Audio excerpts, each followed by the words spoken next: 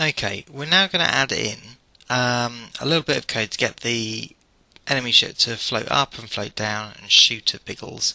Okay, so we're going to set the shooting as an event, and then we can trigger that off to happen automatically rather than by pressing the space bar like we did with the bullets before. We'll get it to trigger off as a broadcast. Okay, so what we'll do is we'll work on that broadcast in a little bit later on. We'll call that baddie fires, so we'll call it something sensible like that. And as soon as he said time to die Biggles, he will shoot at him, and then we'll just need to get him to start moving about and carry on shooting him from different angles. So what we're going to do here is put a little loop in forever, and we'll say if the boss health is above 0, then keep shooting, otherwise if it's below that, start crashing. So we'll say forever if, and we'll use the greater than symbol here, and we've got our new icon for boss health. As long as it's greater than 0, we want to do a few different things. We'll want to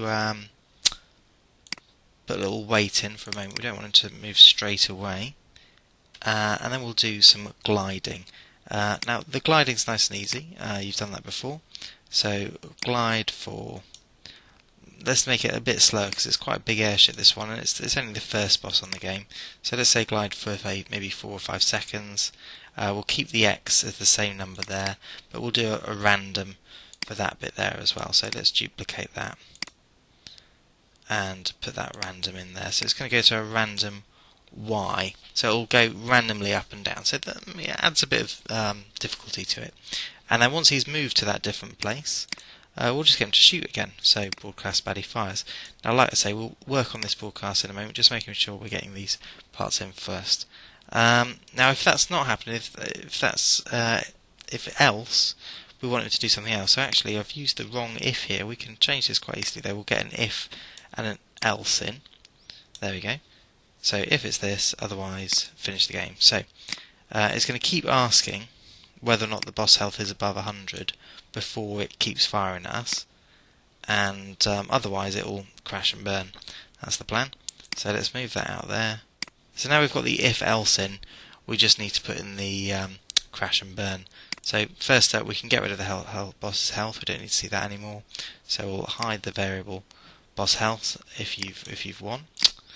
It's getting a bit slow for some reason. There we go. Hide the boss health, and we'll set the level to whatever if you've got to the next level. So the level, of course, would be the next one. In my case, my boss is on the 3rd level, so the level will change to 4. And what we'll do is we'll just get them to glide downwards and hide. So let's see, we could go motion, and we want to glide to a set point this time. We want to get him to glide down quite low, so minus 215. So he's below the bottom there. There we go. Minus 215. There we go. And then we just need him to hide and stop the script, because that's going to be the end of that script. We don't need any more boss going through. So hide and stop script. So make sure you've got all of these parts in here. It's not stop all, it's just stop script. Make sure you've got that as it goes for your boss, so that if they've still got health, they'll be firing at you. Otherwise, they'll be crashing and burning. Now, like I said, we haven't done the shooting yet, but we'll be doing that in the next video. Okay, make sure you've got that in first.